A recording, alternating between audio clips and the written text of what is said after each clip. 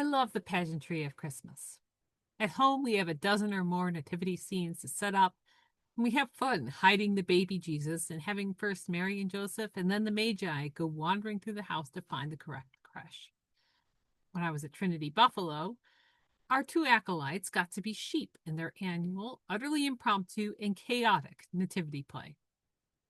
That said, the Magi are from the Gospel of Matthew, and the shepherds are from the Gospel of Luke, and there are historic inconsistencies with both. And look, some of these inconsistencies are just an artifact of stories being passed down to these authors writing 80 plus years after the events. But some of the inconsistencies are a matter of not letting the facts get in the way of the truth. The nativity stories in both Matthew and Luke are as much, if not more, about the symbolism as about a factual story. In today's gospel, we hear that Caesar Augustus declared a taxing of the whole world, and that in order to establish the taxing, a census was being done by Quirinius, governor of Syria. Now, Caesar Augustus was obviously emperor, and under him the empire really stabilized its imperial control, and that meant suppression of anyone who represented a challenge to the unity of the empire, such as the Jewish people as a whole, and those dwelling in Galilee and Judea in particular. Additionally, Quirinius was governor of Syria, but not until 6 AD. And Quirinius did lead at least one census for taxation purposes. But there are no records of people being told that they needed to return to their ancestral homes in order to be counted. That said, there was a Jewish prohibition against the censuses being taken, and a significant opposition to being taxed by the Romans at all, basically being made to offer tribute to an occupying Roman Empire and an emperor who had declared himself to be Son of God. And there had been an earlier census done by Quirinius to try to count the number of residents in areas which had been in revolt, something that again was not uncommon amongst the occupied monotheistic peoples, especially the Jews of Galilee and Judea, against an occupying polytheistic army that kept trying to impose emperor worship.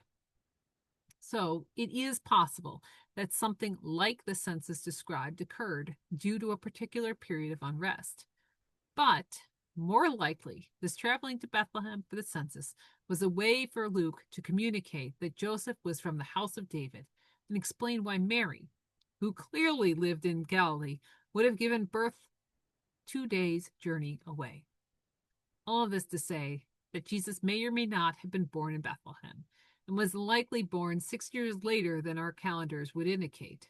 And if there is any factual basis to the shepherds finding him in the manger, that birth was not in December.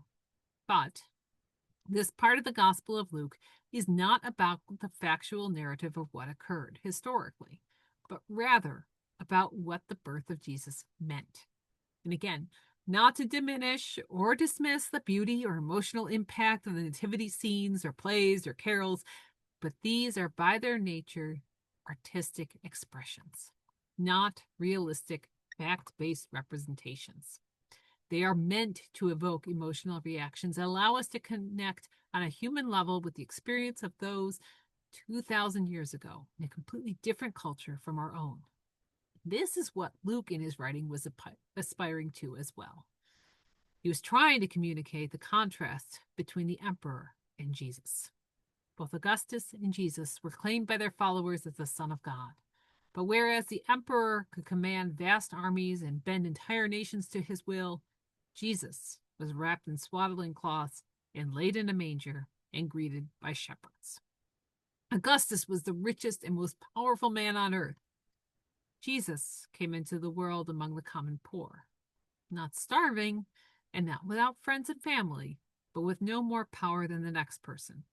And, as an infant, next to no power.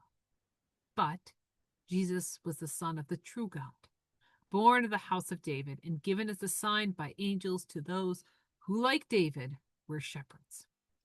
God came into this world not to uphold the values of this world, but to turn them upside down, to make the most invisible among us visible.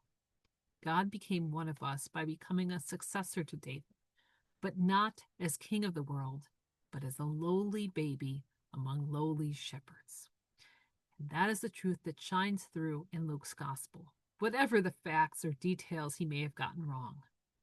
God came to be with us, to be one of us, not in a distant, pampered sort of way, but truly as one of us in the deepest and most ordinary way. And so tonight we celebrate God with us, our Emmanuel.